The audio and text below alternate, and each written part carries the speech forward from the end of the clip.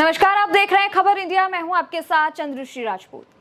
देश भर में पॉपुलर फ्रंट ऑफ इंडिया यानी पीएफआई के खिलाफ छापेमारी हो रही है और ये वही पीएफआई है जो भारत को मुस्लिम राष्ट्र बनाने के लिए मिशन 2047 पर काम कर रहा था।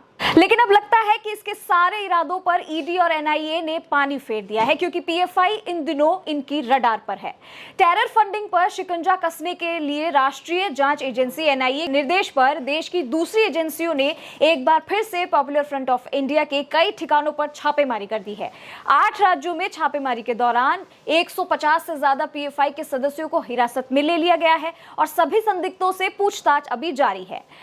आपको बता ही दें कि राज्यों में जो छापेमारी हुई है उनमें दिल्ली, यूपी, कर्नाटक, असम, महाराष्ट्र, गुजरात और मध्य प्रदेश के नाम शामिल हैं। 8 राज्यों में एनआईए ने एक बार फिर छापेमारी करके कट्टरपंथी इस्लामी संगठन पीएफआई के 200 से ज्यादा ठिकानों पर छापे मार दिए हैं और ताजा छापों में अब तक इस संगठन के 170 लोगों को पकड़ा भी गया है। अकेले कर्नाटक में 45 गिरफ्तारियों की खबर भी है। असम में आज सुबह ही करीब 5 बजे प्रदेश की पुलिस ने पीएफआई के कई ठिकानों पर रेड मार दी थी और इस दौरान पीएफआई के 7 नेताओं को गिरफ्तार भी कर लिया गया। सभी को कामरूप के जिले के नरबेरा इलाके से अरेस्ट किया गया।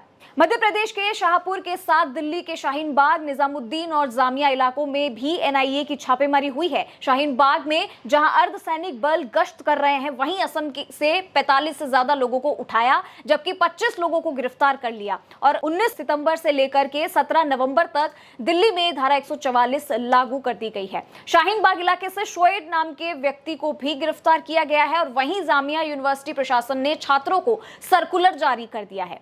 यूपी की राजधानी लखनऊ से पीएफआई के एक सदस्य को गिरफ्तार कर जाने की खबर भी आई थी और पीएफआई के कई ठिकानों पर पिछली बार हुई जो छापेमारी उसने सनसनीखेज खुलासे भी किए थे।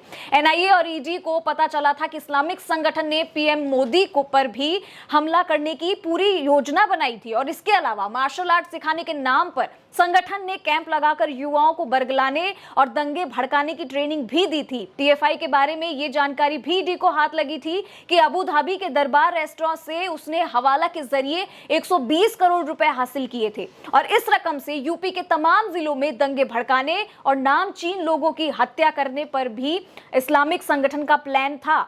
पीएफआई के बारे में पिछले दिनों यह पता चला था कि शिवमोगा में बीजेपी कार्यकर्ता की हत्या में भी उसके स्थानीय नेता का हाथ रहा है।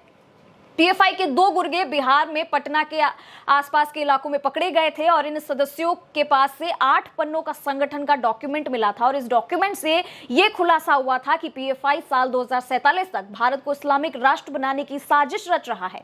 पीएफआई का साफ कहना है कि 75 साल पहले एक इस्लामिक मुल्क भारत से अलग हुआ और जब 2047 में भारत आजादी के 100 वर्ष मनाएगा तब तक भारत इस्लामिक राष्ट्र में बदल जाएगा। पीएफआई ने बकायदा अपने मिशन को कामयाब करने के लिए 4 स्टेज का प्लान भी तैयार किया था, जिसमें पीएफआई से ज्यादा संख्या में मुस्लिमों को जोड़ना और देश के खिलाफ जंग करने जैसी बातें शामिल है। दस्तावेज में ये साफ लिखा है कि मुसलमानों को एक करना है और हिंदुओं में फूट डालनी है। और जिस तरीके से अभी दिल्ली के शाहीन बाग में छापेमारी हुई है, वहां से 30 लोगों को गिरफ्तार भी कर लिया गया है।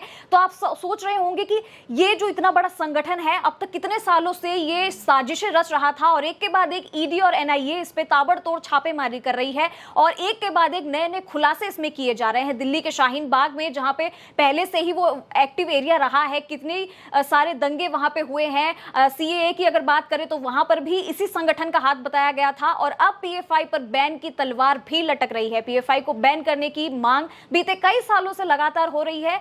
इसमें यह भी बताया गया था, लेकिन उत्तर प्रदेश, मध्य प्रदेश समेत कई राज्यों से ये मांग बहुत तेज हो गई थी कि देश में सांप्रदायिक हिंसा को बढ़ावा देने के पीछे ये संगठन काफी सक्रिय है, तो इसे बैन कर देना चाहिए। सबसे लंबा सीएए आंदोलन चला था दिल्ली के शाहीन बाग में, जैसे कि हमने आपको बताया ही था। पीएफआई पर तमाम आरोप लगे थे और साथ ही इसको बढ़ावा देने का आरोप भी लगा था। लेकिन अब देखना यही है कि देश में जहर घोल रहे इस आतंक के संगठन पर बैन कब लगता है और आगे कितने ठिकानों पर और छापेमारी होगी और क्या क्या नए खुलासे होंगे, क्योंकि ये जो सक्रिय संगठन है उसने क्या कुछ रणनीति, क्या कुछ प्लानिंग कर रखी थी। अब तक जितने भी दस्तावेज मिले हैं उनसे सिर्फ यही पता चला है कि इसके कहां कहां और ठिकाने हैं और क्या इसकी रणनीति रही है अब तक। तो इससे अब यही होगा कि जो अब तक इसके ऊपर तलवार लटक रही थी बैन करने की, इस पर अब बैन बहुत जल्दी लगने वाला है, क्योंकि ये देश के ही नहीं पूरी दुनिया के लिए बहुत खतरनाक संगठन बन गया है। आपका क्या कहना है इस पूरे टॉपिक पर, क्या आपको भी लगता है कि इस संगठन को पूरी तरीके से बैन कर देना चाहिए, क्योंकि हमारे लिए भी सबसे ज्यादा खतरे की बात है और देश के लिए भी, और इसको बैन करने के लिए कितने जल्दी कदम उठाए जाने चाहिए? मुझे कमेंट बॉक्स में लिखकर जरूर बताइएगा और हमारे चैनल यानी कि खबर इंडिया को लाइक, सब्सक्राइब और शेयर करना ना भूलें और हाँ, बेल आइकन जरूर दबाइएगा। नमस्कार।